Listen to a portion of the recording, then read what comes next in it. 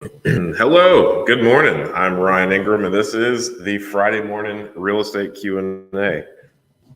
Hope this echo isn't too bad. Finally getting a little bit moved in to this new office, and really loving it. Awesome spot, but I've got a decent amount of stuff hung on the walls at this point.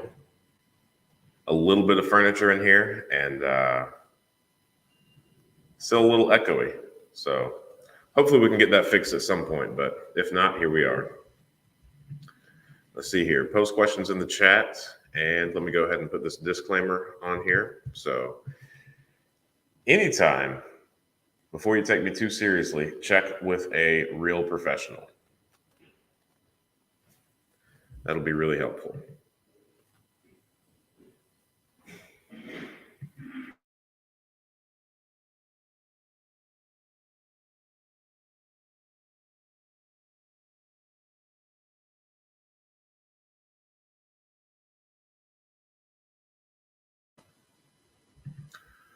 All right. Well, go ahead and post your questions in the chat. In the meantime, I will catch you up on all of the things that I've had going on this week. Let's see. We're actually doing really well at the moment. Let me pull up our spreadsheet. We currently have 32 properties under contract, so I'm pretty happy about that. So far this year, we have closed on 54 doors, 54 properties. I don't think we have purchased a single multifamily. Let me go through here and see if that's true. I don't even think we have purchased a duplex this year. I think everything has been single families.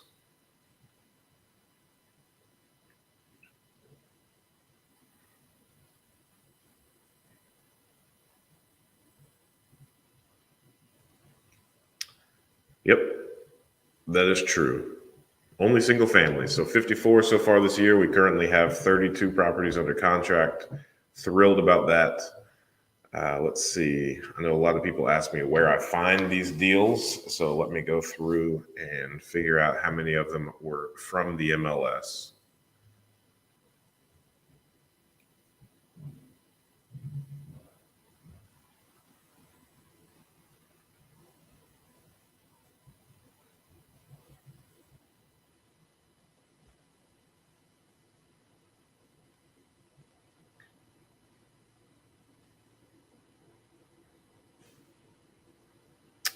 Well, of the 32 at this point, this is generally it's a nice like 50-50 split, but currently from those 32, only 6 of them are from the MLS. So that's fun.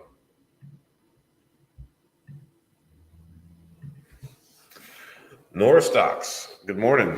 Let's see here. Do you have a list or a contact for a private lender? We have a property that we just purchased and need additional funds to complete the renovations. No debt on the home, insured by you, and 100 years old. Any help you can provide is greatly appreciated. That's cool that I insure it. Thanks for using us for that. As far as private lenders go, I would say the majority of our private lenders are friends, family, people that we have like relationships with. We don't use many institutional or people that do this for a lot of different people. A lot of them are personal relationships. So my knee-jerk reaction to the private lender question is probably not. And the institutional people that we do use are specifically for like, they don't necessarily enjoy doing like the one-off things. They more so want to work with investors that have like a decent amount of quantity or volume behind them. However, I think there are several different like creative financing things that you could do. Like if it's possible to, I know we've renovated some properties using credit cards before. And, when we refinance, that's when we pay off the credit card. You want to be kind of leery of that. Obviously, that's not the greatest of situations just because the high interest, and also because for the most part, you don't want to use short-term debt instruments to kind of improve kind of like the long-term or acquisitions of like long-term assets. So you definitely want to keep those separate. But what are you going to flip this house? Are you going to Are you going to rent it out? What is your goal here? And how much are you looking for? I would say those are some important questions. Because if you are going to, I guess from like a credit card perspective, whether you flip it or you refinance it, once you get it rented out, that's when you would exit and be able to pay that off.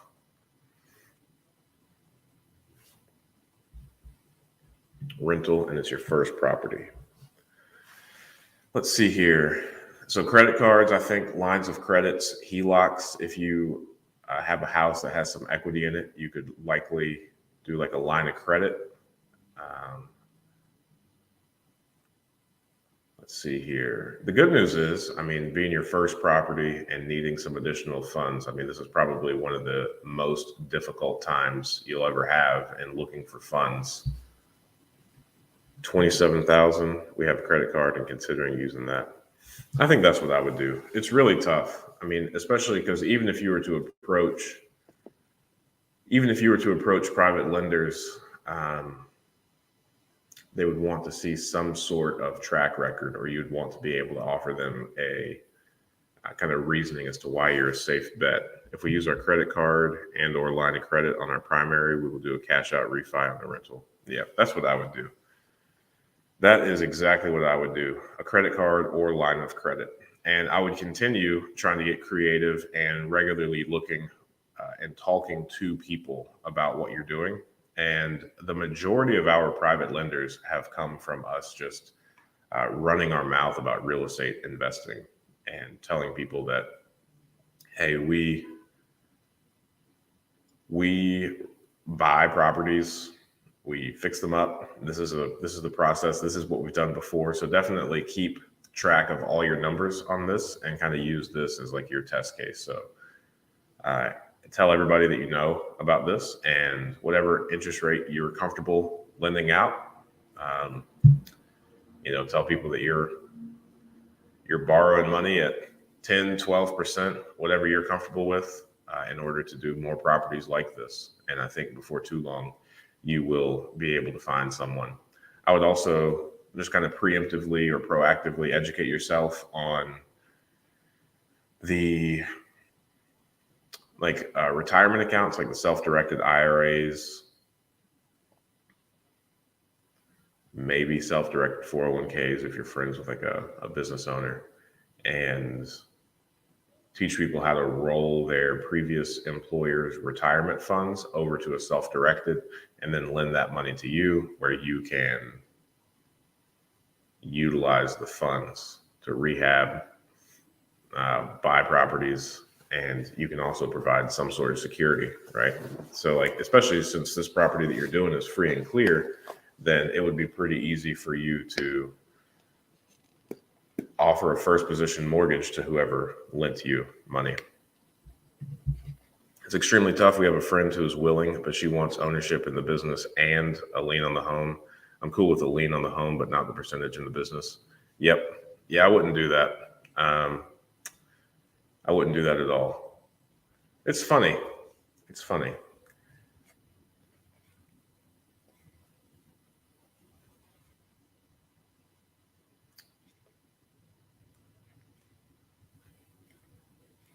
There are some circumstances where we would give away ownership, but very few, and definitely not at first. Like, good on her for asking for it on the front end, right before you're too established. Like, that's smart. But also good on you for recognizing that you're not that desperate for funds. And, if you calculate the ownership, regardless of, whatever percentage that she wants in exchange for whatever lien she's thinking, your credit card is definitely going to be cheaper. Even if you had like a 20% interest rate on your credit card, that's still going to be cheaper from a debt perspective than giving away ownership of the business and subsequently the equity of the property. So I don't know how much this house cost, but if you've already got that property free and clear, even $27,000 in rehab, if that's what you're borrowing, I mean, that doesn't deserve much equity at all. That's really expensive money. So yeah, good job on not biting that. Good thing is you've got options.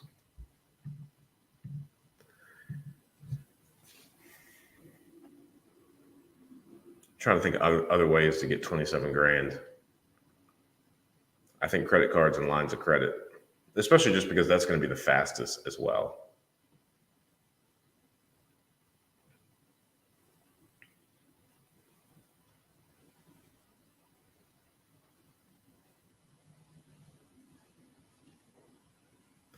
I remember when I was just starting out, when I needed some money to finish up some rehabs, I came very close on a couple of different occasions to go uh, take my vehicles, my wife and I's cars, to one of these like cash for titles places to get some quick cash to finish a rehab. We never ended up doing that. We were always able to find it elsewhere. 30K cost, ARV around 75. Good job. 57 in. Yeah, those numbers work. I started calculating and that did not sound right. Yeah. And then also, I would look at giving away equity in a business from a perspective of like, what do they bring to the table, right? So, you know, at a certain point, like capital isn't one of the most important things that someone could bring. There are certain circumstances, especially when you're first starting, where capital is the most important and you really need it. But fortunately for you, it sounds like you've got plenty of options. And also, I mean, what other ways or what skills or strengths does that person that wants equity have that they could bring to the table? Because if it's just the capital, then it's probably not worth it. But if they have some sort of skill set that would allow you to scale or help your business in any way, then perhaps that would be worthwhile, right? Like we've got one partner and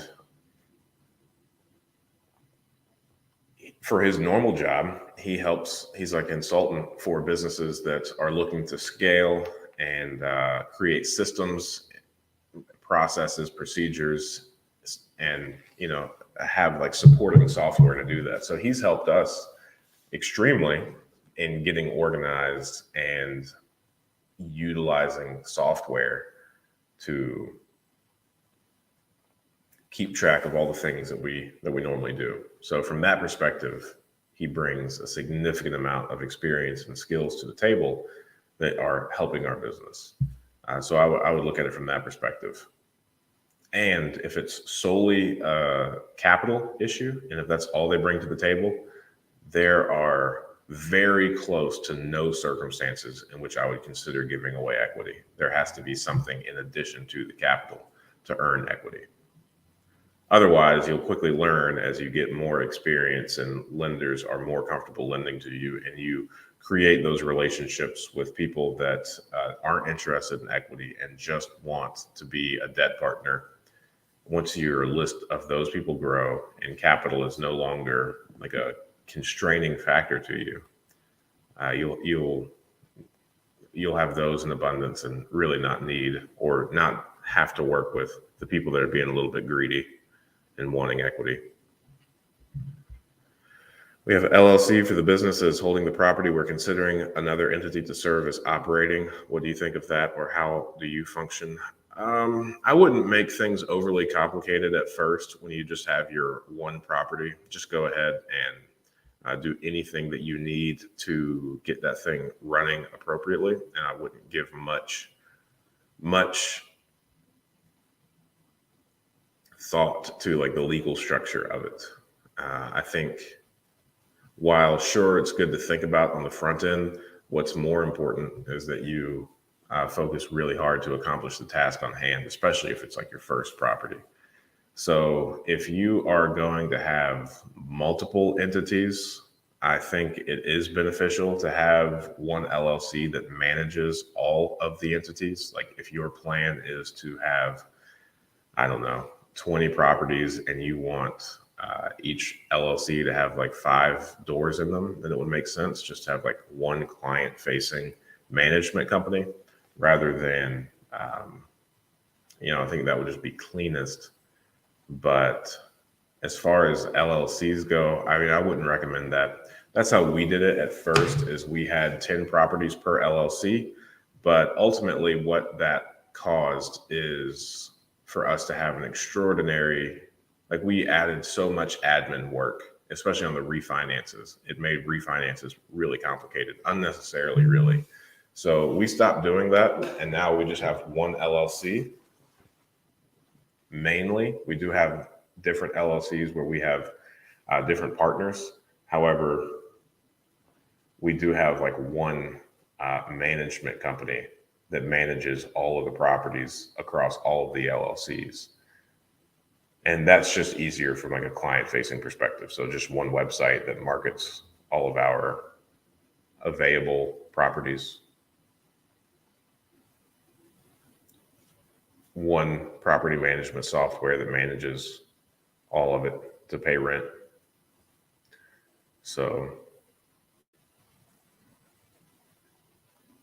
I think I've said this a couple times before, but I think if you were to get, so like your legal structure behind what it is that you do, it is completely up to personal preference. So I know people that have 100 properties in their personal name. I know people that have, hundreds of properties in one LLC. I know people that have, 10 properties per LLC or some arbitrary number. It's really like your personal risk tolerance.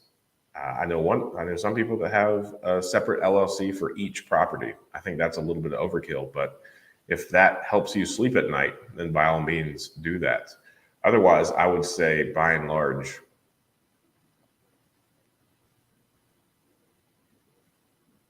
if you were to get an attorney into a room and an insurance agent into a room, the attorney would try to separate your assets in a manner where it wouldn't be that painful if you were to have some sort of lawsuit that caused you to lose all the assets in that one entity. So they would try to divide things up in a manner where it's not crippling to lose everything inside of that entity.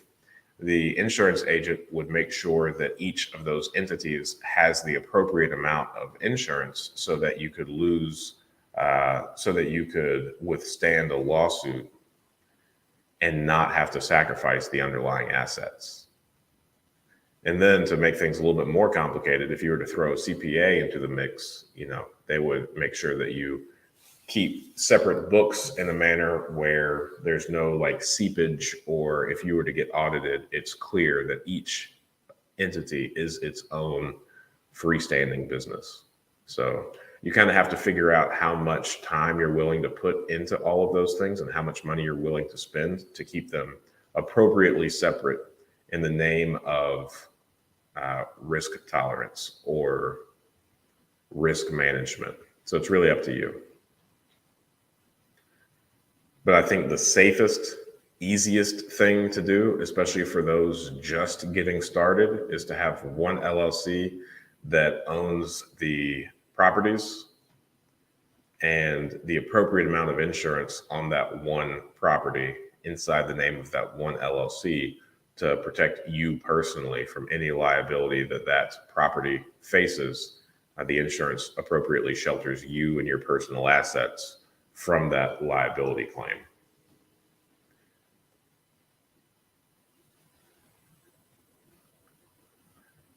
And then I guess to bring a little bit more clarity, to bring that full circle, another thing that I would consider is if you also need to think about how you're going to finance these properties.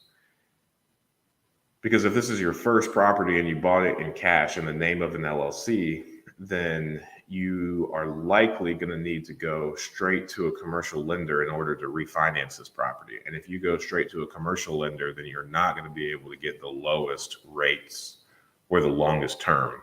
So if you're to go Fannie Freddie, well, you need to have that property into your personal name. So likely what you're going to have to do is do a quit claim deed from that LLC and put the property back in your personal name before you're able to close that refinance or get that property back in that like long-term financing.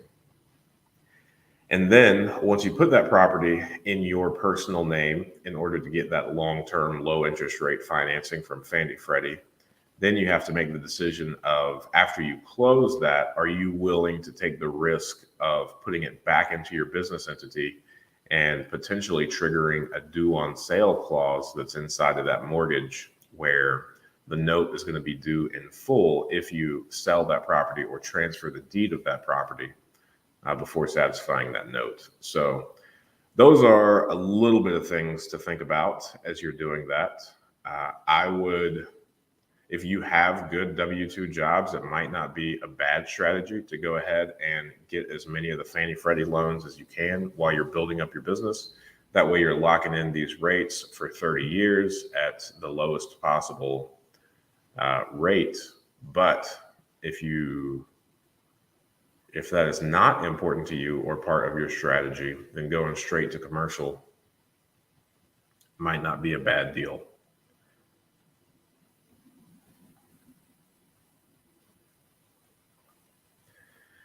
I think for people that do a lot of reading and get started on real estate investing, that's probably the biggest blind spot that they have when they are making these moves based off things that they've read and don't fully understand the implications. And that is, if you want the best loan, then the property should not be in your business name. It's going to need to be in your personal. Which, if you buy the property, put it in your LLC. If you buy it in cash, put it in your LLC. Get insurance on it, then the insurance always has to match the entity that property is in. So in the event that you do need to switch it for the loan, not only are you going to need to do a quit claim to change the ownership of that property, you're also going to need to cancel the existing insurance policy that you have and put in a new policy in your personal name. How likely is it for an owner to be sued? Man, that's entirely up to the owner. In New Jersey, currently looking to purchase my first multifamily, very competitive and desirable areas. Yeah, I would say so far this is I'm going to go on a little rant, but it has nothing to do with you. Nothing to do with you, Edward A. More power to you in your multifamily, and yes, it is competitive in desirable areas. Let me answer this before I go on my little tiny rant. How likely is it for an owner to be sued? I really don't know. I mean, for all of my insurance clients, the only lawsuit that I know of that I have heard about has been from a equal housing opportunity standpoint. It has not been from like a slip and fall or something like that. And that was brought on by like one of these secret shopper type people, the people that are inside like the equal housing opportunity office that are making calls to mom and pop landlords to make sure that they treat, certain things appropriately. That's the only one that I've heard, and that carried a fine of $15,000. I have not seen or heard of a resident suing someone for anything else. I'm sure it happens. I haven't heard it, and I haven't seen it yet.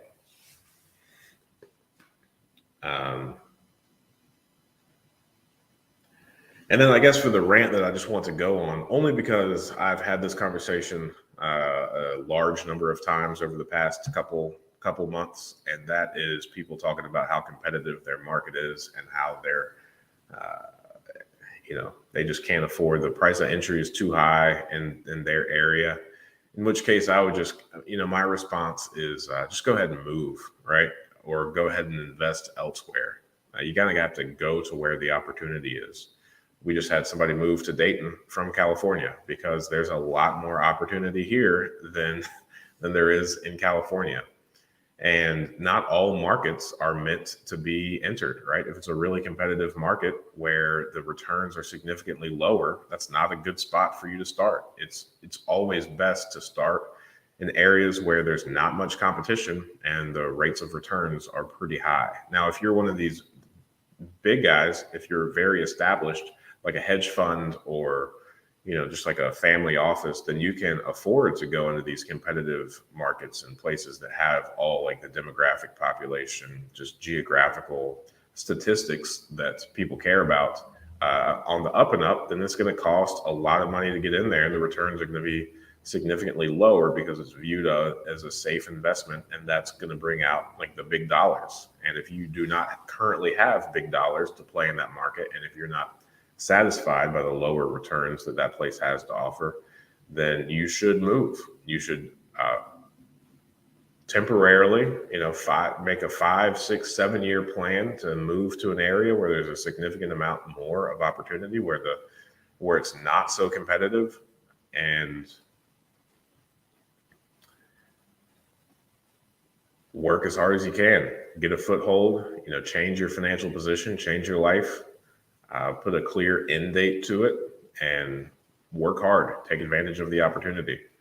But I kind of, and again, I know that I'm putting myself out here on YouTube. I know that I am putting myself out there in conversations. And I know other people, their knee-jerk reaction when they realize that they want to get into real estate investing is to first look inside their backyard. And sometimes it is possible, but most times it isn't. Most times people find themselves, when they're not interested in investing in real estate, kind of gravitating towards where things are really nice, where there's all the amenities, where everything is built out, where a lot of cranes are constantly building new construction. But from a little guy trying to get started in real estate investing perspective, the more of that type of stuff you have going on, the harder it is to get a foothold in that market. So it's just not the best place to get started. There's not going to be much opportunity for the average person that is just getting started in real estate investing. So not all markets are a good entry point for someone looking to get started. The entry price points is exactly why we invest in my hometown, Cleveland, instead of here in Charlotte. Yeah. I mean, hey, that's pretty cool because I'm from the Charlotte area and I am now investing up here in Ohio. So we're kind of backwards there. But yeah, I mean, I moved to Dayton from the Raleigh-Durham area. And in the Raleigh-Durham area, I mean, you can't buy like a condemned home for less than $100,000. And it is, people are doing really well. People that already have money are making a killing there. But that entry price, it wasn't for me. I would have had to have put down like my entire life savings. I guess I was 27, so that's a little bit of a dramatic way to word it. But yeah, I would, if I went all in, I would only be able to purchase in cash one condemned property, right? And then what do you do with that, right? Like there's not much velocity or momentum there. Whereas I moved up here and we were able to buy, 21 doors within the first 15 months or so. So it's different. The money goes a lot longer, a lot further. You can really stretch it out where opportunity is greater. So if you are someone in the North Carolina, Charlotte, New Jersey, New York, California, Seattle, if you're in one of those places, I mean, the chances of, you having a W-2 job, saving up, and then getting into real estate, unless your plan is to do it one by one over a really long period, if you just kind of want to do it on the side, sure, go for it. But if you want to achieve any sort of size, 20 plus doors inside of 10 years, then you're going to have to move somewhere else. You're going to have to invest out of state. But the good news is, people are really mobile, and with remote working in place, there's a high probability that you be able to stay in your field, get a job, and be very mobile. So if you're serious about this kind of stuff, it's better to go where the opportunity is than, get trampled on and run over inside your hometown. For those interested, Cleveland has a lot of money pouring in for the hospitals. They're really accommodating that workforce. Great opportunity there. Yeah, I think, knowing everything that I know now, if I were somebody inside like the California, New Jersey, all those areas that I just listed, I would 100% move to the Midwest. I would do everything that I could to hold on to my high paying W-2 job, either in New Jersey or California, New York, wherever, and invest all of the money into one of the currently depressed economies of America, which the Midwest is in abundance has lower priced housing. So I put 2 properties under contract yesterday for less than 40,000. So there's that. That's not possible in many parts of America anymore, but it's still possible here.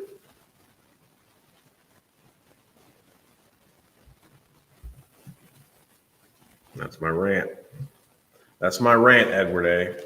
We got 6 people on. Post your questions in the chat. Got my disclaimer rolling. Feeling pretty good. I like this office. Oh, the rug shows up on camera a little bit. That's fun. Let's see.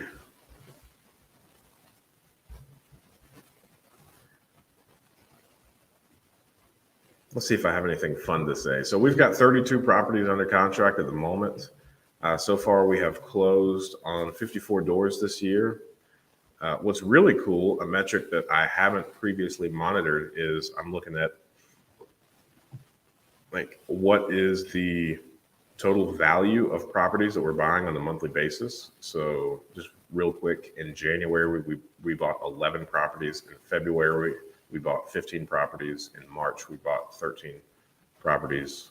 And so far in April, we have purchased 15. So we have purchased really close to $1 million worth of properties on a monthly basis so far this year. And that just blows my mind. So if you're new here, if this is the first time you're hearing me say this, we bought our first property in August of 2017. It was a duplex. We bought it for $35,000. So we ended the year of 2017 with 2 doors. We ended 2018 with 21 doors. And that was very close. Like mid-December of 2018, we closed a package of 13 properties. So if that weren't the case, then we would have ended the year with about 8 doors. In 2019, we ended with 38. 2020, we ended with 80. It's either 80 or 84. I'm a little bit fuzzy on that one. And in 21, we ended right at 200. And our goal this year is to buy 200 homes. So hopefully we end with about 400. And it's just been a thrill, just rolling the money back into itself, continuing to invest in the business. It's just tons of fun. Let's see here. We currently have 249. So 249 doors. After today, we're closing on 2 properties today. So we'll be at 251 by the end of the day. So exciting.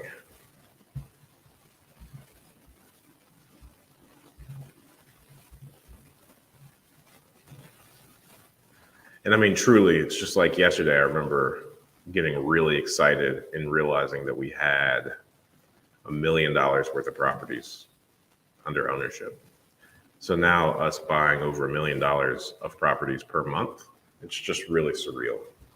Super thankful, super pumped up. I've never looked into Maine. Though I want to invest, I truly want to make a difference if I decide to go and look in markets in the Midwest and some other areas. Yeah, I would.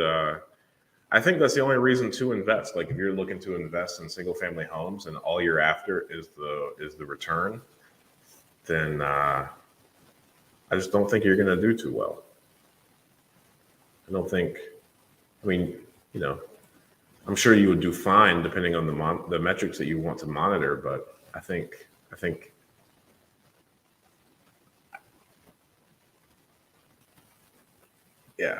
making money without making a difference is a little silly.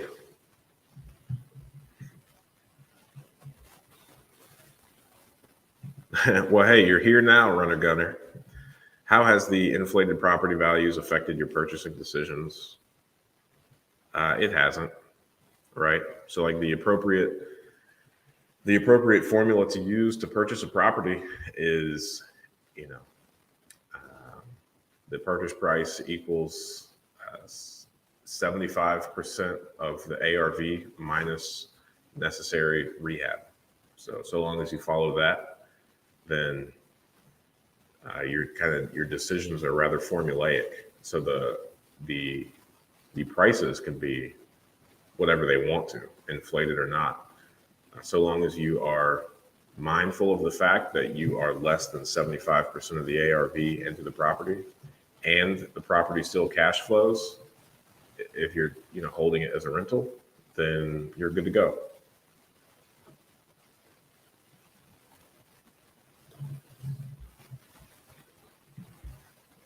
Congrats. What does retirement look like for you? I'm not really interested in that. I really love what I do, and I think retirement is a concept that I can't relate to it at the moment. I'm sure as I age, I will change my mind on this, but here lately, I've been telling people that, hey, I would like to die with properties under contract. I love what I'm doing. I love seeing the difference it's making. I love being able to provide, work for people. I love writing checks for people to feed their family. So we're improving the community. We're creating jobs. What more could you ask for? I'm having the time of my life. I am firing on all cylinders. I love everything about what I'm doing, and even the problems that I have to deal with on a daily basis. I consider myself fortunate for having the ability to deal with them. So, as far as retirement goes, my ideal retirement is me doing exactly what I'm doing right now. um, yeah. I'm really looking forward to, like, right now, my oldest son is 5.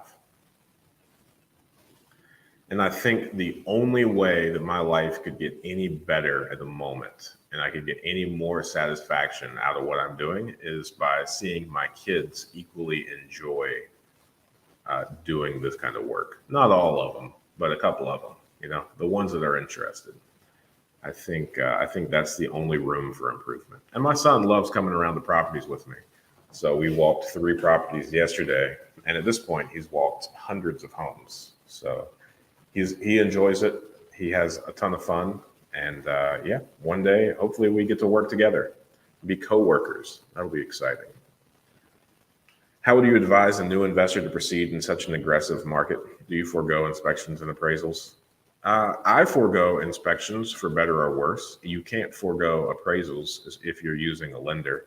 Lenders want to use that. If it's a private lender, you can forego appraisals, but I wouldn't forego market analysis, right? So I don't need an appraiser to tell me what the comps are. That's more of a formal thing that banks use to kind of, hedge against manipulation, price manipulation. But you can get on PropStream, you can get on Realtor.com and pull your own comps.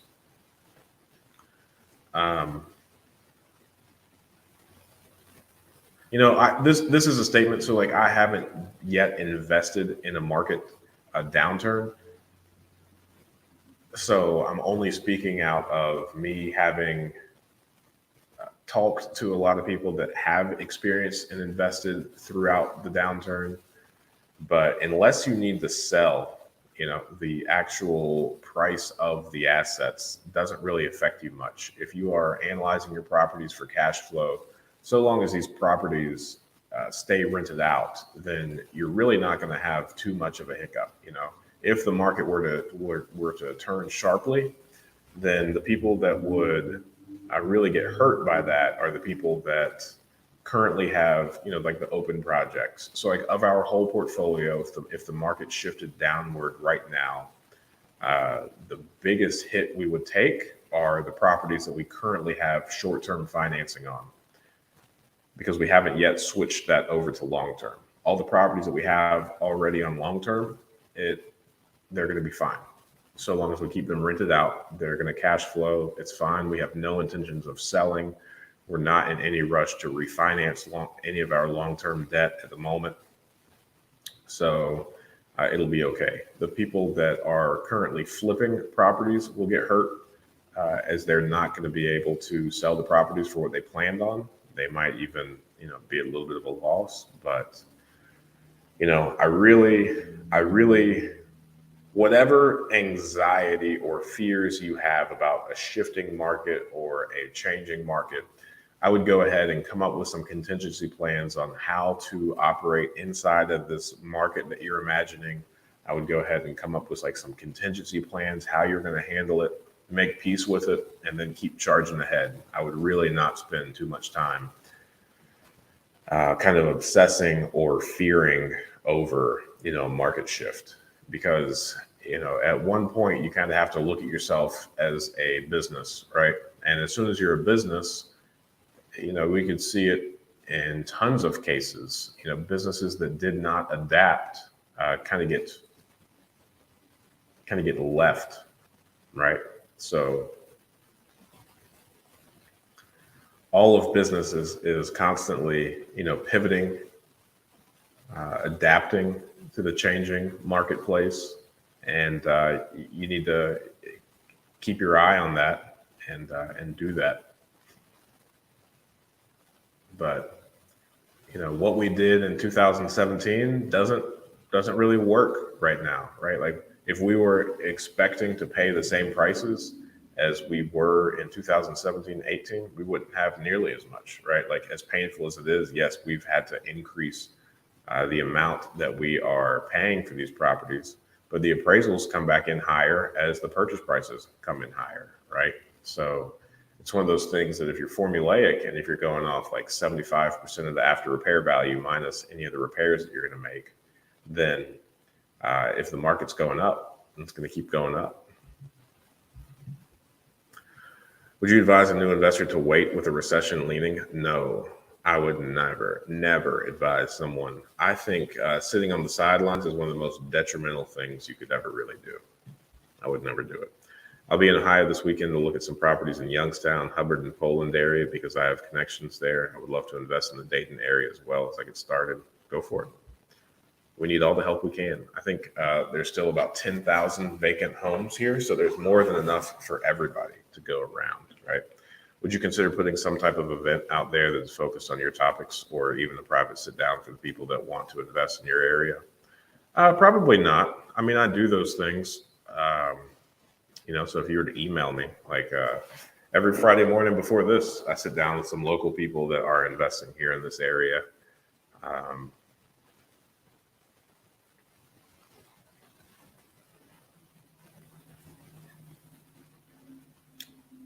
Yeah, I don't know. I mean, I'm an open book. And I would also consider that this is an event that I put on every Friday morning. So any questions that anyone has, I'm right here every Friday morning at 8 a.m. I don't know how much more I could do.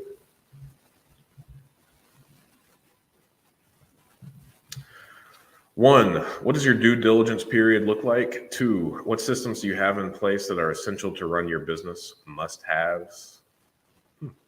One is easy. Two is hard. So number one, our standard offer includes like a contingency period of me walking through the property. So I act as my own inspector. I'll go through a property and look for things that are really expensive to fix. If I don't see anything too expensive to fix, then I'll go ahead and buy the property. As soon as I walk through the property, unless I cancel the contract, which happens very, very, very rarely, then there's no more contingencies. So I'll be buying it. So my due diligence, at this point, I'm familiar enough with the market where if I know the address, if I know the asking price, if I can see the condition of the property, it's just a matter of minutes. And then I just walk through to confirm that the property is being appropriately represented by the information provided to me. That's really That's really the extent of my due diligence. Number two, all avenues and all aspects of the business are integral, right? So you're going to want to do everything well, depending on what you're trying to build. It is all important. So fortunately, at this point, we've achieved a level of scale where we've got 3 full-time people that are absolutely paramount in making sure that everything happens on a daily basis. But I would say if you just got your first property, I would say the most essential thing that you could do is set up a way for people to pay you and for people to file work orders that does not include haphazardly texting or calling you, right? So you're going to want to use some sort of software that allows them to just log on and pay. I would not advise anyone to go pick up rent checks. I would heavily encourage someone to have some sort of software you can interface, have an online account. I would not use PayPal, Venmo, or Cash App. And I would have some sort of, even if it's just like a Google fillable form that somebody has the ability to log on to file a work order. That's significantly better than you getting a text at a random time whenever that thing goes wrong, right? So you're going to want to make sure that those 2 things can happen without you being tethered to your phone. I think when you hear a lot of horror stories about people say when you tell people that you're interested in investing in real estate, like a lot of people are like, oh, I don't want to deal with like tenants and toilets. Like that's the 2 things that you hear the most. Like the toilet thing. It's like, well, I don't want to get called in the middle of the night for a stopped up toilet. It's like, well, nobody does, right? And like that's not the business that you're in. And if you are getting those, then you have a business system problem. You don't have an industry problem, right? Like toilets break. That's what they do. That's what everything in a house does, is it at some point breaks. So all you need to do is establish a way for people to easily tell you about those things at any hour that, again, isn't a phone call directly to you. WB Blue, good morning. Let's see here. Let me go through and see if there are some other questions that I could possibly answer. I haven't heard any complaints, so this echo is not that bad, I presume.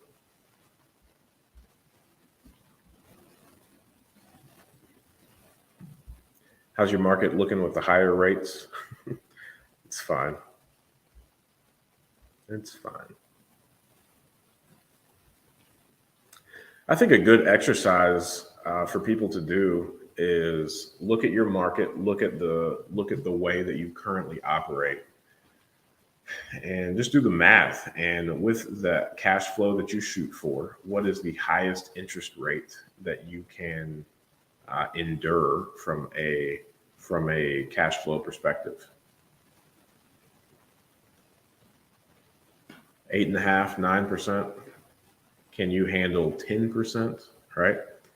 And then after you know that number, hey, that's all you really need to know, right? So long as interest rates aren't that number, then you can continue as business as usual. And I also, I want to encourage people to keep it top of mind, especially while rates are going up, that cash flow is but one of the 4 main ways to make money in real estate investing. So regardless of interest rates, like interest rates only have bearing on the cash flow. Now, sure, from like a macroeconomic perspective, you can argue that it has,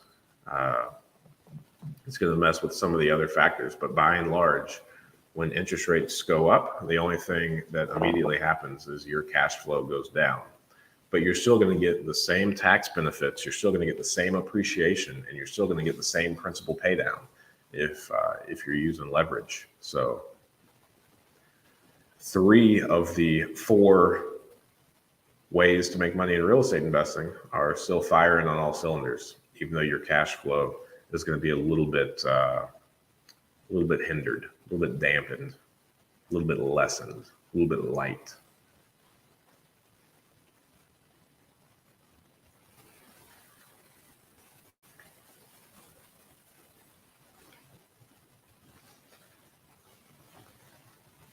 So,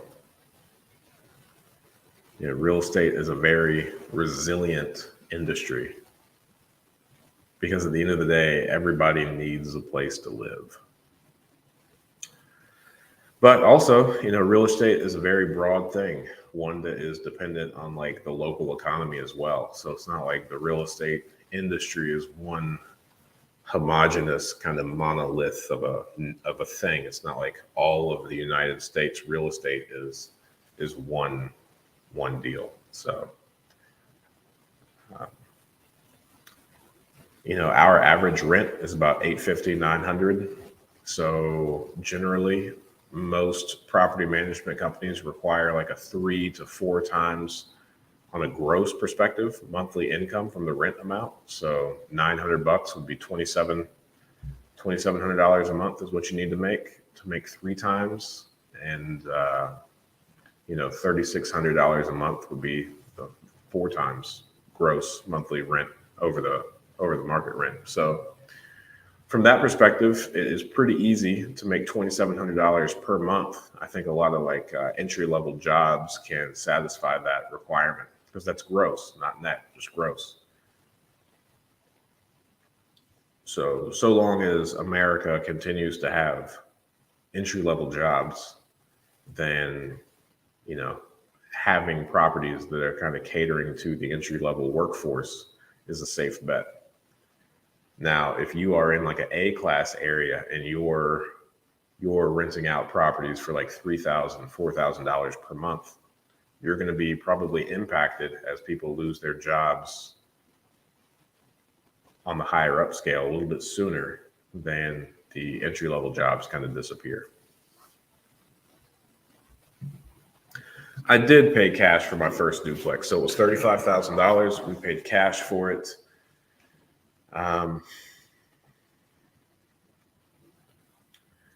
We have since refinanced it, but so the kind of evolution of Ryan Ingram as an investor was whenever I first got started back in 2017, I was coming full force, hot and heavy, right off the Dave Ramsey train. So I was bound and determined to never have any debt for the rest of my life.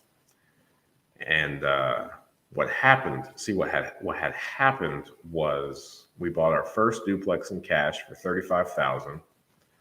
I had a bad management company in place, so they were nickel and diming me. They were charging like $45 minimum service call. It seemed like if the person so much as called the office, I was getting charged that. So at the end of the day, it was rented out for about $1,000 per month total. And of that, I was getting maybe between $100 and $300 per month after all of the fees and whatnot. So that wasn't good. And I bought that in August. At the end of the year, on that 2017 tax return, I showed a grand total of about $1,300. That's how much money I made.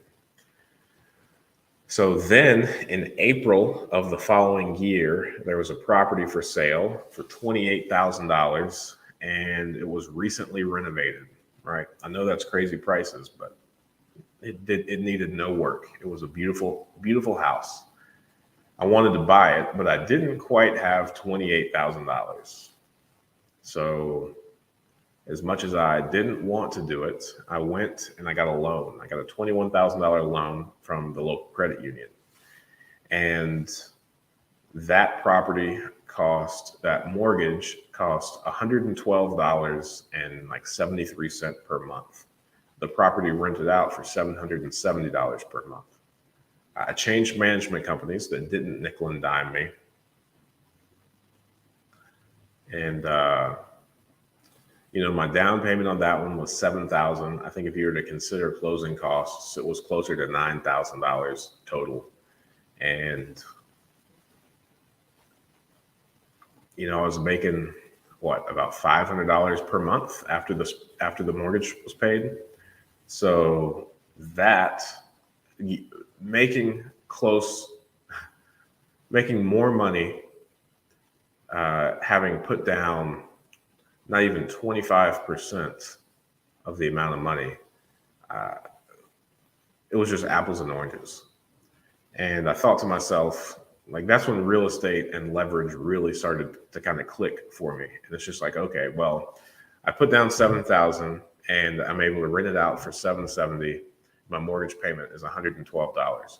How many times can I do this before it's not okay? Before I'm not comfortable doing it, before it is a bad idea? Like, how much of that could I take on before, like, all my Dave Ramsey lessons just like don't compute anymore? And I think the simple answer is I can't possibly do that enough before it doesn't make sense to do that.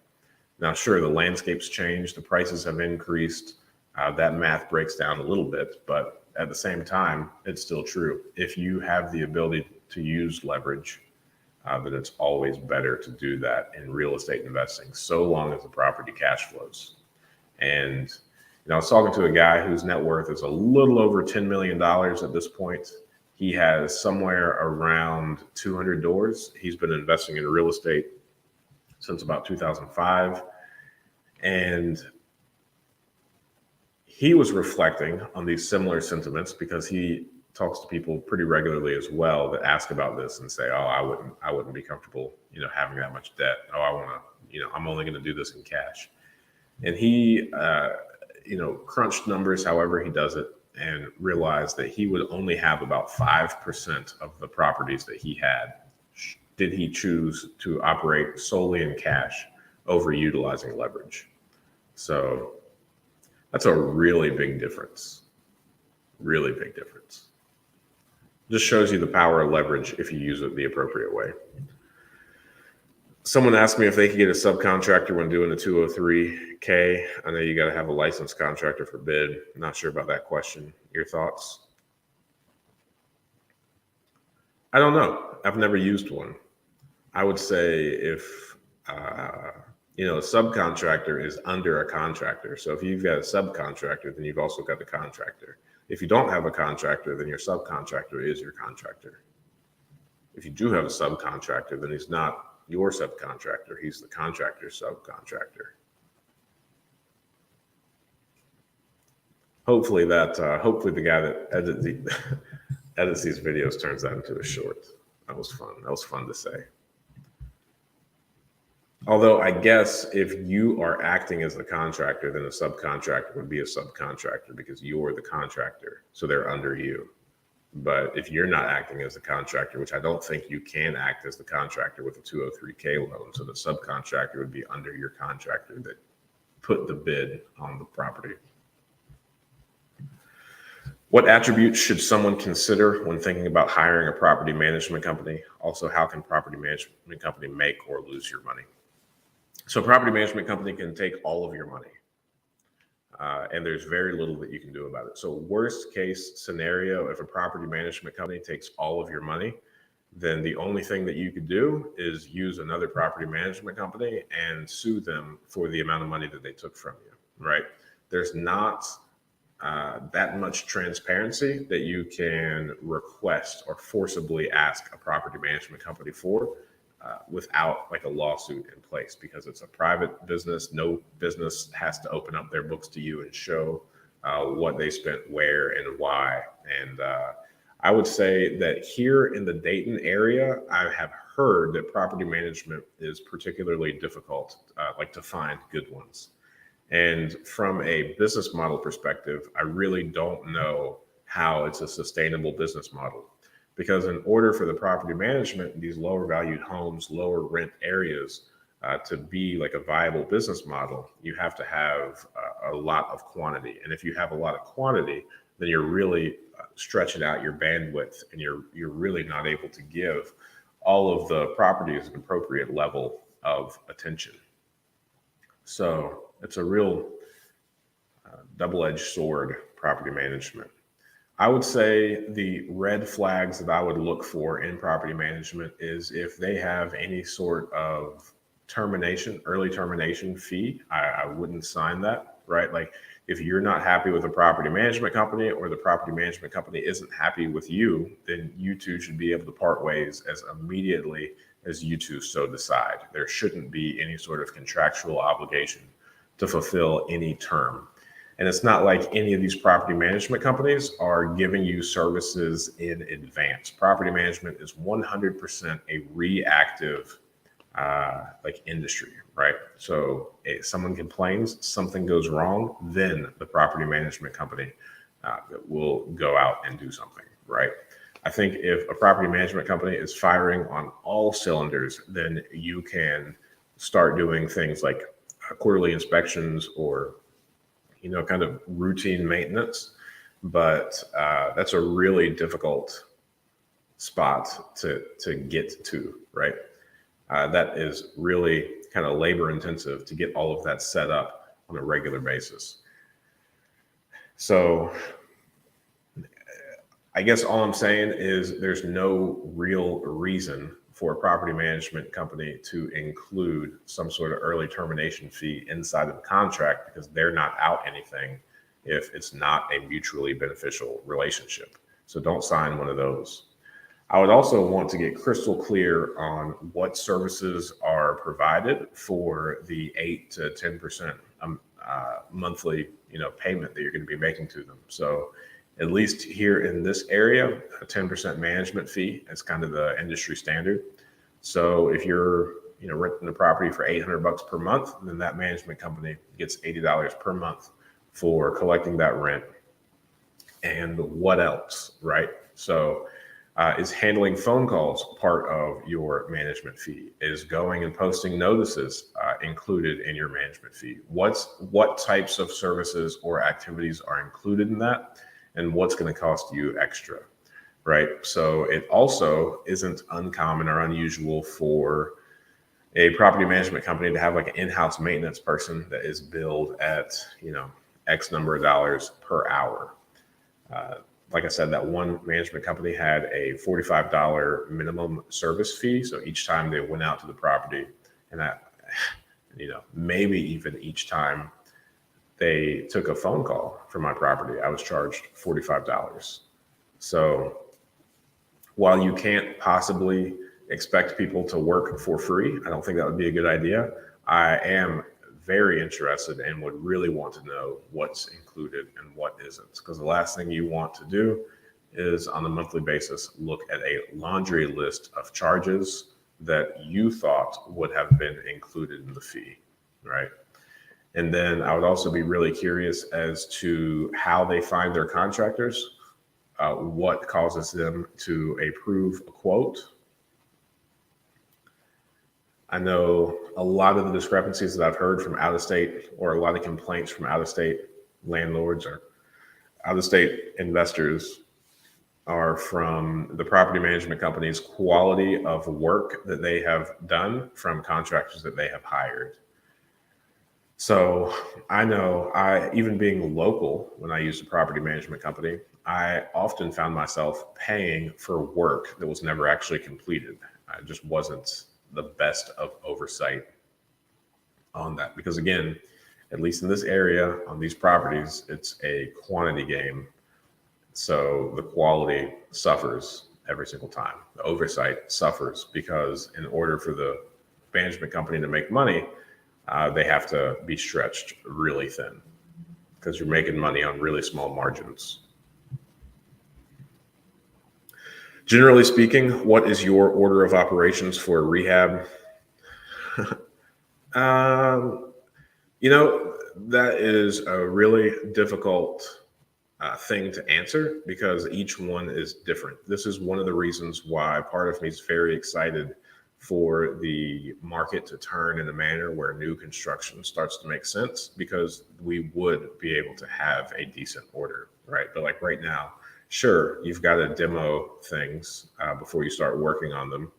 However, each thing's different. Each property is different. As soon as you start the demo, you could open up the walls and find some really serious issues that need to be fixed before anything else does. So we recently opened up a wall and found that an outlet was being run off of an extension cord. Super bizarre, right?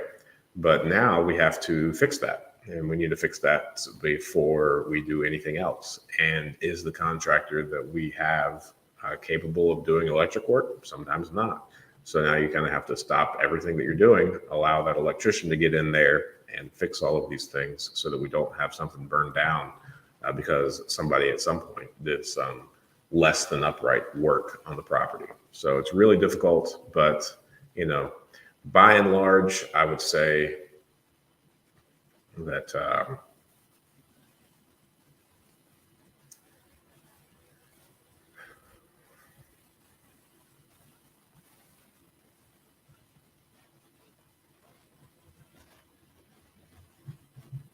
by and large, it's dependent on the property and the scope of work on that project. So sometimes no demo work is needed whatsoever. We just have to do the paint and flooring, and you're good to go. Now, there are little things that I could say, like generally it makes sense to paint before you do flooring. That way you're not getting paint all over your new flooring. Little things like that, You definitely want to demo the old kitchen cabinets before you put in the new ones.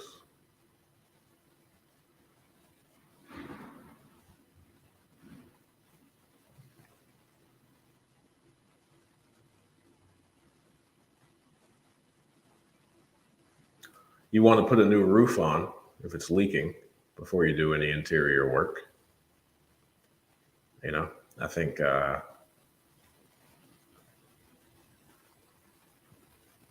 there are things like that, but again, it's each house is unique.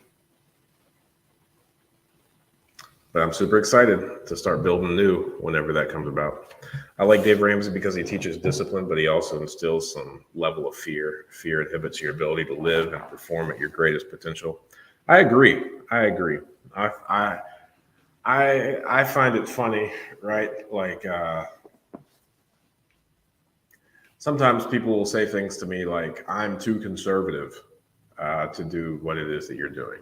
It's just like, well, I wouldn't consider myself to be the opposite of conservative. I would consider myself to be a very conservative person as well, right?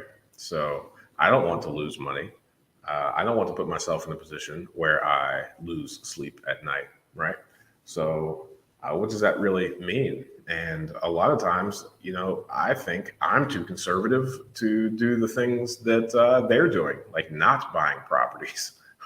Or only buying, properties in cash. I'm way too conservative to that because I don't want to lose the money that I have, right? And running one property in a profitable manner is a really tall order. Like I would say that with one property, it's actually only possible to lose money because from one property, you would not be able to collect an appropriate amount on a monthly basis to hedge against all of the things that could potentially go wrong with that property.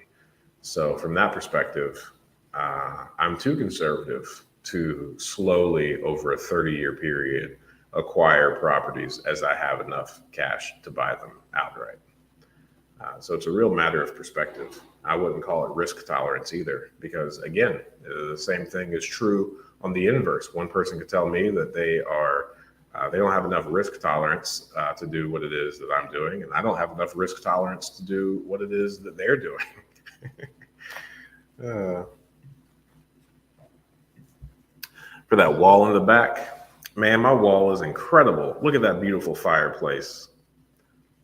Got some marble right there. You see that little, let's see if I can do this. Yeah, that little pipe right there. I'm gonna have myself a beautiful gas insert right there. I think I'm gonna be able to flip a switch soon and turn on a beautiful fire. It's gonna be great. I don't know what their idea is. I think they're going to put a mantle over there. I think they might cover up that brick with some stone or whatnot. Maybe freshen up that brick. Maybe we'll just paint that white. If you're talking about, let's see if I can do this. Here we go. If you're talking about this thing right here, the gap between the brick and the wall, I think a piece of trim, an appropriately placed piece of trim, will take care of all that. Same with this spot right here. And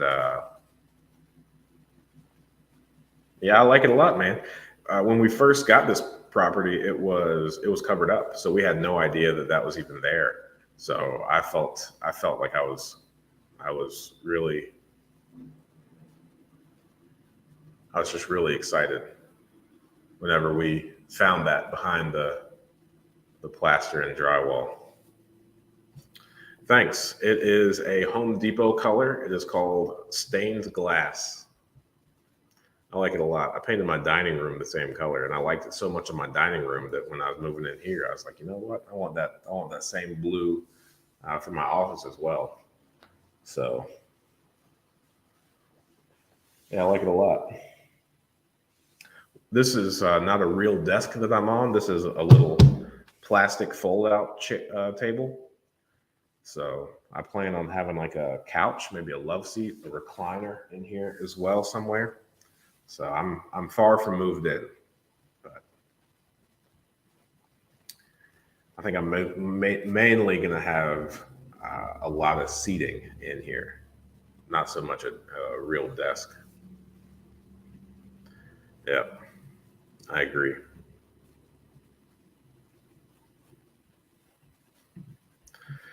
All right. Any questions you might have, go ahead and post those things in the chat. Happy to answer.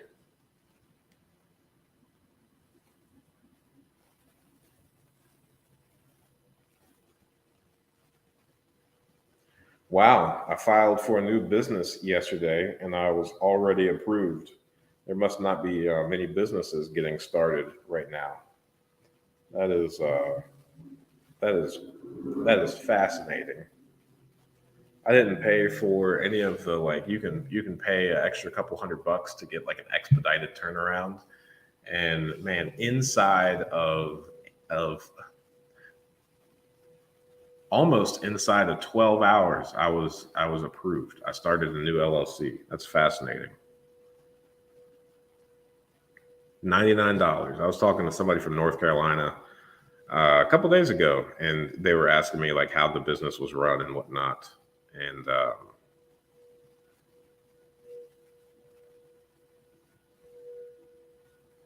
yeah, very much so. It's one of those things where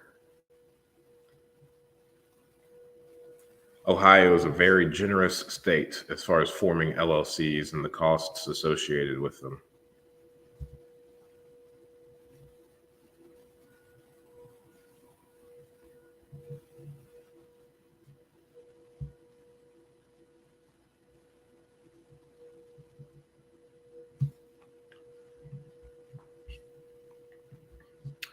Robert Kiyosaki talks a lot about getting something for nothing in his real estate deals. Do you utilize that principle, or have you obtained something for nothing in your deals, or have you obtained something for nothing? Robert Kiyosaki talks a lot about getting something for nothing in his real estate deals. Oh, something for nothing.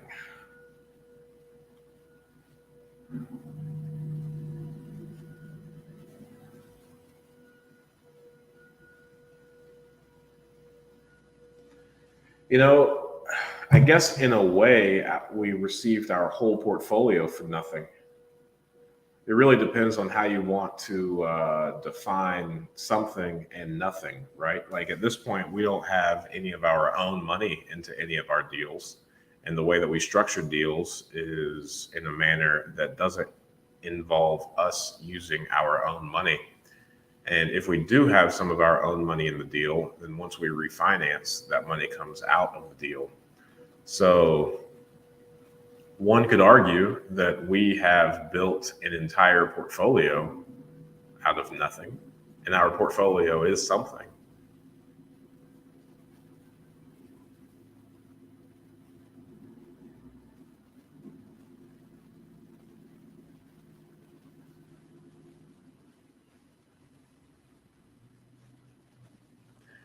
But, I don't know. I mean, Robert Kiyosaki, Dave Ramsey, anybody else along those lines, they're all good to a certain point, and they're all their points break down at a certain point, right? Like more important than getting something for nothing is to continually do something, right? So actually being out there building a business and doing it, even if we had to put some money into a deal, if we had to put our own money into a deal, that would be fine. We wouldn't not do it because we needed to use some of our own funds. Do you take part in renovations on the property or you manage it? At this point, neither. Have I renovated a property? Yes. Have I managed the renovations of property? Yes. But now we have a really awesome guy who's our project manager who manages all of our open renovation projects. And we're going to start homeschooling our kids whenever they're ready to start going to school. And one of the things that we're going to do is we're going to buy like one property per quarter that needs like a light rehab. Now, keep in mind, my oldest is 5, right? So emphasis on light rehab. But yeah, we're gonna do about one property per quarter as a family, and 3 months for a light rehab's a long time. We're gonna work on it for an hour or 2 per day, right, with kids. So just to teach them all of the things that go into renovating a property. But that's the extent of it.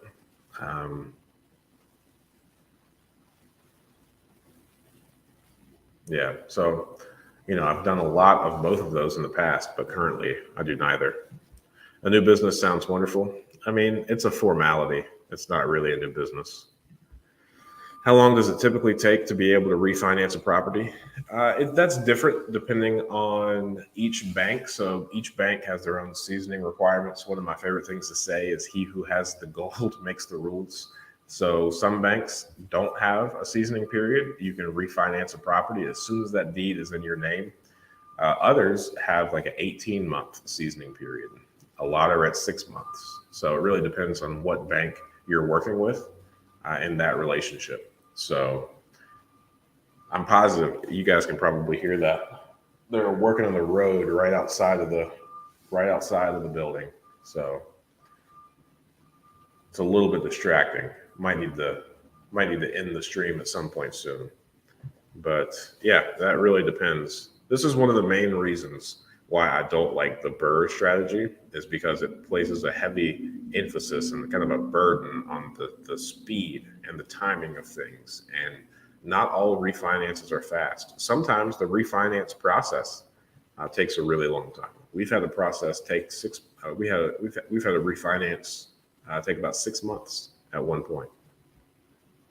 So take that for what it's worth, Let's see if I've got any additional questions. We're trying to log the questions that are asked. Let me see before I call it a day if I've got any questions that I can answer.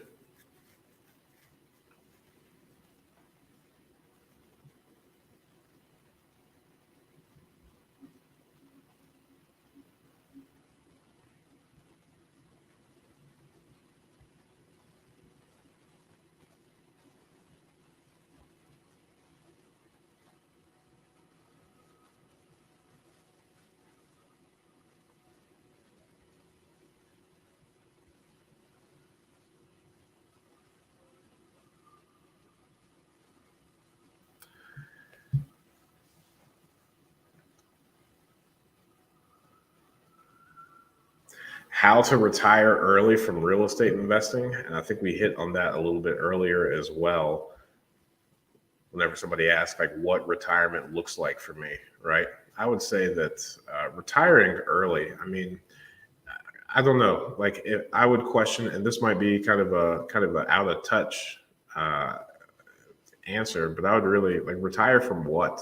I kind of feel currently, I kind of feel like retirement is a little bit of a fabricated concept, right? Like to me, retirement kind of holds the connotation of not doing anything on a daily basis, or only doing what it is that you want to on a daily basis, right? Which, I mean, you could achieve that significantly earlier than what you're likely giving yourself credit for, right? Like there are a lot of things that have been put in place by like companies, or a lot of marketing's been done, 401ks, IRAs, 457, 527, all these plans that you can invest in, right? Like if you don't put any money in that and only put money to work for you outside of those accounts where you don't have to wait until you're 65 to touch them, right? Like if you're able to take ownership of those funds, then you could quote unquote retire significantly earlier than if you utilize those funds. So I don't have any retirement accounts, and I would also consider myself to be one that doesn't necessarily want to retire. I really love what I'm doing. I get that that's rare, but yeah, I think if real estate is an avenue to take positive control of your finances and, quote unquote, retire. Like if you're trying to leave a job that pays well, but it's not something that you want to do, rather than kind of slowly saving for the next 30 years, I would recommend that you save every dime that you can and put it in investments similar to real estate investing, or at least ones where you're not at the bottom of the totem pole, right? Like if you look at the investments that make up 401k, any of these stock market investments, sure, you can be speculative and you can invest in things like Amazon and Tesla, and they can skyrocket, overnight, or really have a high multiple inside of a decade or something like that. But the chances of you being able to predict that to get that right are probably pretty slim. However, also in those situations, like for the most part, I would say stocks are designed in a manner where you, the shareholder, the stockholder, whatever you want to call it, are kind of at that bottom of the totem pole, right? Like everybody's going to get paid before you. The preferred stock, they'll get paid out first. All the employees will get paid out. The C-level suite people, they're going to get paid out. They're going to go on company vacations, give themselves big bonuses. All these things are going to happen before that money trickles down to you, right? The thing that's different about real estate investing is you're at the top of that totem pole. When you are investing in real estate, you are the person that gets paid first. That money goes to your hands first, and then it trickles down into all the other places that it needs to go, right? Like the contractors that you hire to fix things, the maintenance, the insurance, the taxes, all that money has to go to you first and then to everywhere else, right? So since you are higher up on the totem pole, you are able to allocate those funds as you see appropriate. You don't have to pay for somebody else's bonuses from your rental income. You don't have to pay the C-level suite, the preferred stock, or anything else. You're at the top of that pole. So I would only make investments if you're looking to retire early, where you are the first or as close to the first person that gets those funds as possible. Even if you were to become a private lender and you were to not own any real estate, but lend your money out at 10, 12%, that money has to get paid to you before anyone else. And if that person doesn't pay you as described, then you get to foreclose on the property or whatever other asset that you take as collateral. So I think private lending and real estate are the only two real investments that I'd be interested in, at least at the moment. I don't have any stocks. I have no other investments outside of first position mortgages and real estate. And the reason for that is because the money, I'm at the top of that pole on those investments that I make. And consequently, if things were to go wrong on those, unlike the stocks, whereas if the stock starts tanking, there's really nothing that you can do in your own power. You can't make any trips. You can't make any phone calls to have any bearing on that at all. However, in real estate, if something starts going horribly wrong, I have the ability to do something about it. I have the ability to recruit people's help to do things about it. If a first position mortgage goes wrong, I've got the ability to foreclose. I've got the ability to seize the asset that my money is collateralized by. So if you take positive control of your money in a manner where you are only making investments that you have positive control in, then you're going to find yourself financially free significantly faster than the people that are always making these sales pitch about getting involved in stocks, retirement plans, anything like that. Well, it's not a popular belief at all And who knows, I could be missing out on something fantastic. But any of these like government sponsored savings vehicles, I have nothing to do with them. 457s, HSAs, none of it. None of it. I am a real estate investor and I have real estate investments. What are some key items to put in a contract when working with a partner?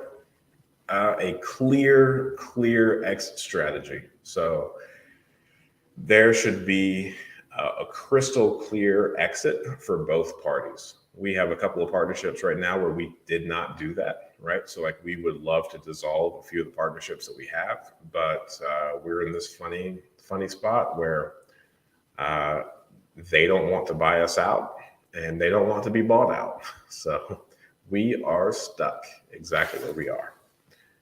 So I would plan the exit, and then I would also clearly define the roles and responsibilities so that it's all crystal clear. And, similar to, any employees, similar to, whatever other kind of relationships that you have, I would clearly set out your list of kind of expectations of one another and how the people would like how you want to be talked to and how they would like to be talked to if either party feels like those expectations are not being met, right? Now, that wouldn't necessarily be in the contract. That would just be a personal thing that happens on the side of that. So I guess to answer the contract, I think the only really important thing about a contract is how is that partnership going to end when either party decides that they no longer want to be a part of it. Just want to say thanks again before you end the stream. You're always much appreciated. I really appreciate that. How does the appraisal process work? You find somebody that is an appraiser. They will go out to the property. They'll take pictures of the outside, the inside. They will look at the finishes, the square footage, number of bedrooms, number of bathrooms. They will then go to their little computer machine. They will pull up comparable sales inside an area. Each appraiser has their own preference, whether it's a half mile, a mile. A lot of it's done by square footage, and they pull the comps.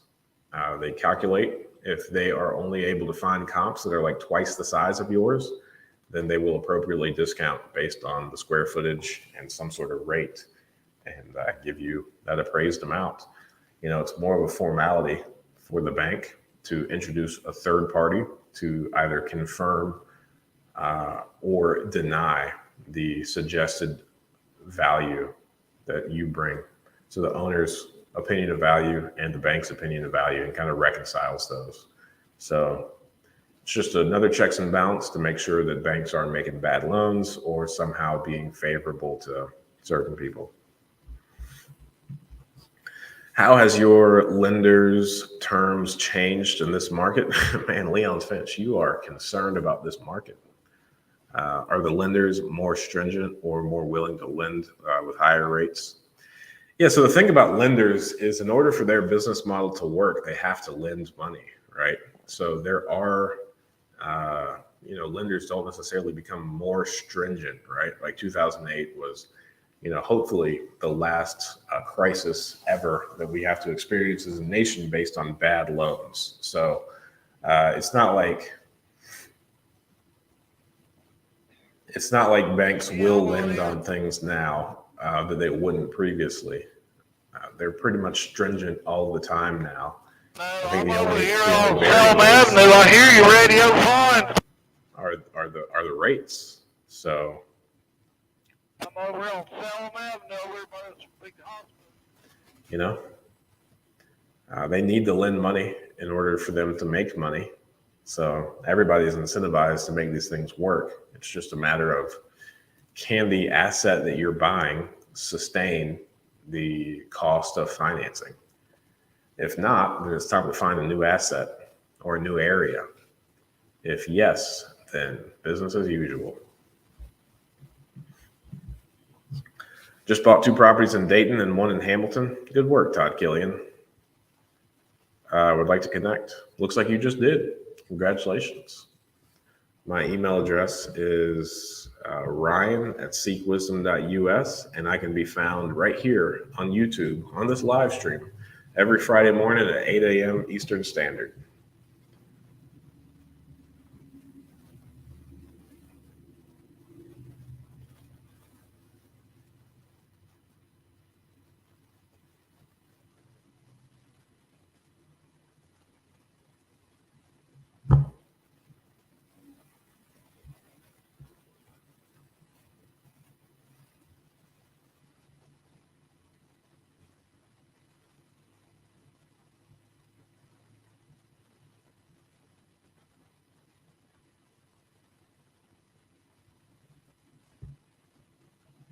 Hey, we might be able to close on another property today.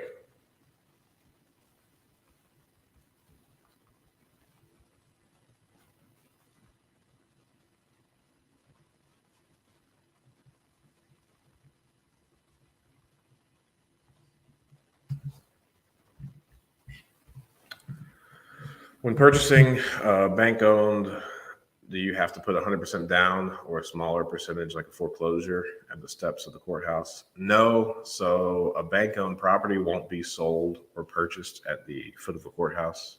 I think I'm reading your question wrong. Like a foreclosure at the steps of the foreclosure. So no. So financing a property and your options available to finance pretty much solely hinge on whether or not you have access to the interior of the property. So on bank-owned properties, there is generally access to it. So if you're able to walk through the property, then you're likely able to get conventional financing if the property is livable. If it's a bank-owned property and it has been torn to pieces and it's not livable, then you won't be able to get conventional financing. However, if you have access to the interior, then you would also be able to work with a private or hard money lender to do like a fix and flip loan or some sort of like hard money rehab loan, because they're going to be able to get in, take pictures, assess, and determine whether or not this property falls in their appetite of risk tolerance. So that's pretty cool. The reason that you can't get financing for a foreclosure is because it's like a wonder ball, right? It's a mystery on what's inside it. Nobody knows. And because nobody knows, and because it's such a big mystery, the banks don't want to mess with that, because it could not have a floor. It could not have a subfloor. It could be missing all of the joists. It could be structurally not sound, and nobody knows. So I would say a very solid, very trustworthy rule of thumb is if you have access to the interior of a property, then you are likely able to get some sort of loan on it.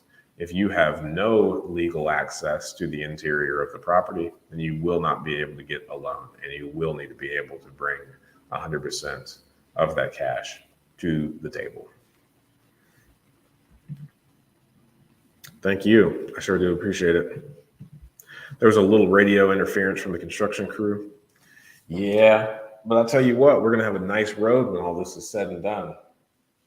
So, and I don't know, I'm not part of the committee that determines what's done around here and what's not, but the road was fine. They came up and they brought some big machines and tore up the road 2 days ago after they just put down new pavement. It was already a new road, but it looks like they tore it up and made it another new road. But hey, I'm happy. And that email that I just got where I made the comment that we will be able to close on another property, let me tell you a crazy story about that, because I have never seen anything like it. And I'm blown away that the title companies were able to sort everything out. But we put a property under contract. It was listed on the MLS. We put it under contract, and we started the title search with the title company. And the person that we signed the contract with was not recorded on the auditor's website. So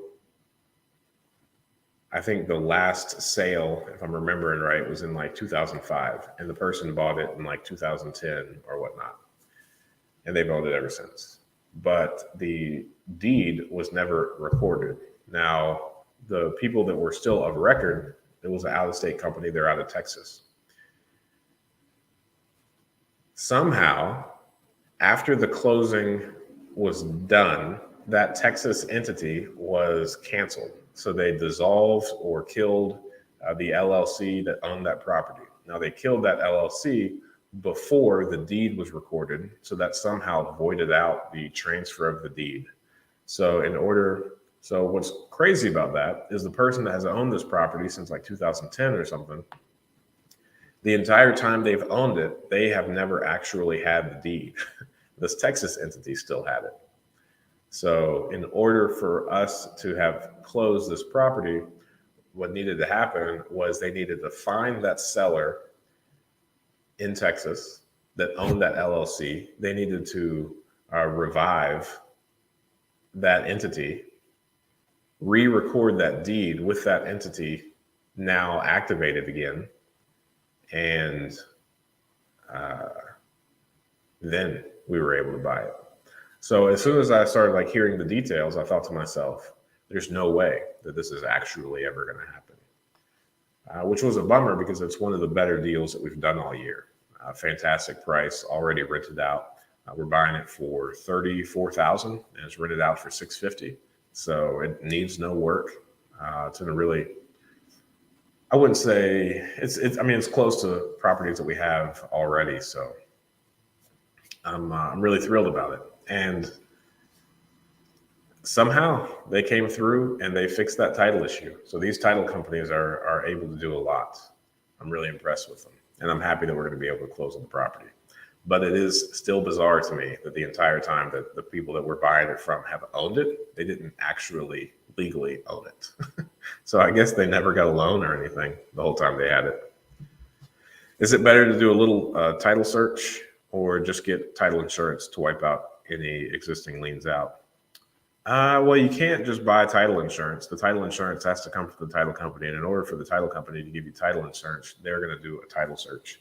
And when they do that title search, the underwriters of the title insurance company that give you the title insurance, they're going to underwrite the title search to make sure that they're comfortable giving out title insurance based on that title search. So the underwriters are the ones that are taking the risk for the title insurance company to see if they're interested in insuring that title if any additional liens were to pop up that they couldn't find. So we always get title insurance. I would always recommend that everybody that closes a property get title insurance. Even if you know the person very well, I still wouldn't just accept a quitclaim deed without doing a title search on that property. So, and if for whatever reason you do, nope, not even gonna say that because I would not recommend closing on anything without title insurance.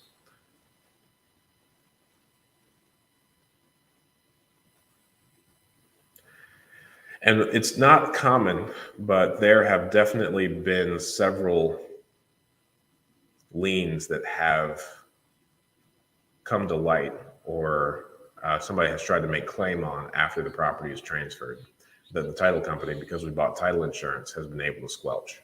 So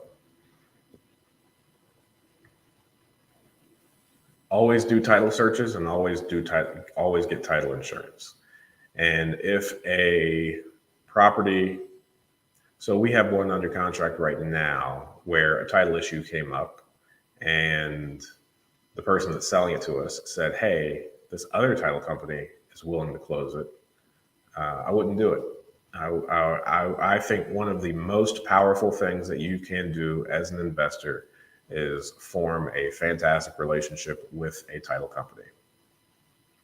I think that'll pay off in spades and prevent you from getting into a lot of unnecessary sticky situations. So not all title companies are created equal, and just because there is a way around it doesn't necessarily mean that I would take that way around it. You know, if an underwriter at a title insurance company won't sign off on it, then I don't want to own it. And that has never bitten me in a deal, right? So there's no downside, in my opinion, to having that thought. Well, cool. Well, it is 9:45. We've got 9 people on. We've been doing this for a little over an hour and 40 minutes. So let's stick around for a couple more questions. Other than that, I think I'm going to go ahead and skedaddle. I'm going to go check out a property that the seller says it's in a really rough part of town. I don't know if that's the case or not.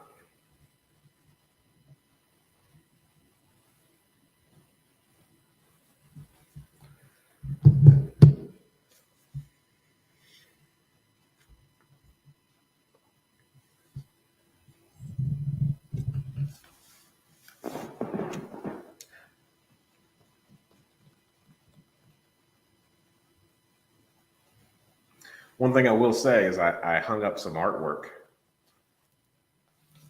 I like it a lot. I feel like an adult.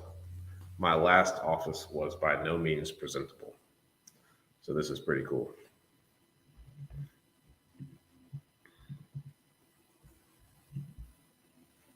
Yeah, thank you. I appreciate you. Appreciate you showing up. All righty. Well, hey, next Friday, 8 a.m. Eastern Standard, I'll be right here, willing to answer any questions that you guys have. So I will talk to y'all soon.